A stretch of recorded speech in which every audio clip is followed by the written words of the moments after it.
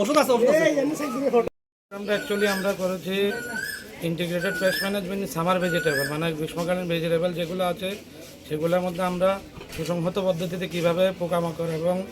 রোগ প্রতিরোধ আমরা করতে পারি, শুধুমাত্র কেমিক্যাল ফার্টিলাইজারের উপর ডিপেন্ডেন্ট না রেখে কীভাবে কৃষক বিভিন্ন উপায়ে, বিভিন্ন মেকানিক্যাল, কালচারাল বা ফিজিক্যালভাবে আমাদের রোগ পোকামাকড় থেকে নিজের ফসলকে রক্ষা করতে পারেন, তার ব্যাপারে আমরা ছোট্ট একটা প্রোগ্রাম এখানে বেতাগা সাইনবোর্ডে করেছি। তো আপনি ব্যক্তিগতভাবে এলাকার যে কৃষকরা রয়েছেন ওনাদেরকে কী বার্তা দেবেন? আমি আমার তরফ থেকে প্লাস বগাফা কৃষি মহকুমার তরফ থেকে এতটুকুই বলবো কৃষকরা যে তারা কেমিক্যাল ফার্টিলাইজার যতটুকু কম সম্ভব ততটুকু কম ইউজ করে বিভিন্ন অন্যান্য পদ্ধতি, যেটা নাকি রোগ পোকামাকড় নষ্ট করার বা রোগ পোকামাকড় প্রতিরোধ করার যে বিভিন্ন অন্যরকম পদ্ধতি আছে সেগুলো যত বেশি সম্ভব তত বেশি ইউজ করে, এবং যেভাবে কেমিক্যাল ফার্টিলাইজার কম কেমিক্যাল ফার্টিলাইজার বা পেস্টিসাইড বা ইনসেকটিসাইড এগুলো কম ইউজ করে আমরা ভালো ফলন পেতে পারি, ওইভাবে ওরা যাতে চিন্তা করে। আমাদের দপ্তর থেকে প্রতি সময়ে আমাদের বিভিন্ন ধরনের জৈব সার বা প্রাকৃতিক সার বিভিন্ন ধরনের আমাদের স্টোরগুলোতে আসছে, প্লাস রাসায়নিক সারও স্টোরগুলোতে আসছে। তো কৃষকরা আমাদের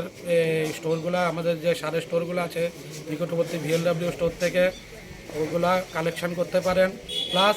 বিভিন্ন ধরনের সময়ে যেমন সামার ভেজিটেবলে যে সবজির বীজ বা চারা এগুলো আমরা VLW স্টোরে, নিকটবর্তী VLW স্টোরে আমরা প্রোভাইড করছি,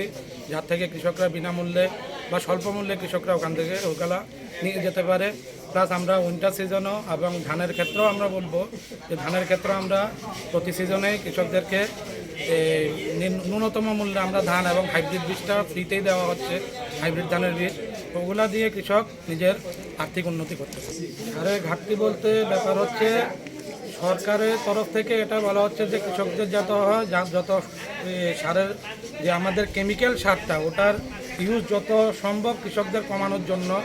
এই জন্যই আমরা সরকারও চাইছে যে কৃষক যেন প্রাকৃতিকভাবে এবং জৈবিকভাবে নিজের কৃষিটা করে, সেই জন্যই আমাদের সারের পরিমাণ যতটুকু আছে সাফিসিয়েন্ট, তারপরেও